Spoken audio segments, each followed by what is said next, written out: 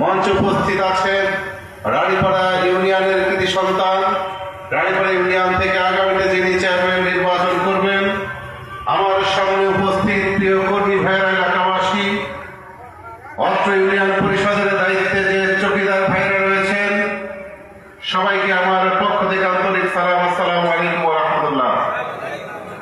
সংগ্রামী উপস্থিতির সময় অত্যন্ত সংক্ষিপ্ত, গজল আসতে একটু দেরি হয়েছে। আমি অল্প সময়ের মধ্যে আমার বক্তব্য শেষ করতে চাই। অনেক আবেগ, অনুভূতি, আকাঙ্ক্ষা নিয়ে, অনেক ত্যাগ, কোরবানি, স্যাক্রিফাইস করে, জীবনের অনেক ক্ষেত্রে ঝুঁকি নিয়ে আপনারা গত জাতীয় সংসদ নির্বাচনের ময়দানে ঝাঁপিয়ে পড়েছিলেন। নিজের দিকে খেয়াল ছিল না, পরিবারের দিকে খেয়াল ছিল না, নিজের ব্যবসার দিকে খেয়াল ছিল না, চাকরির দিকে খেয়াল ছিল না, সন্তানের দিকে খেয়াল ছিল না।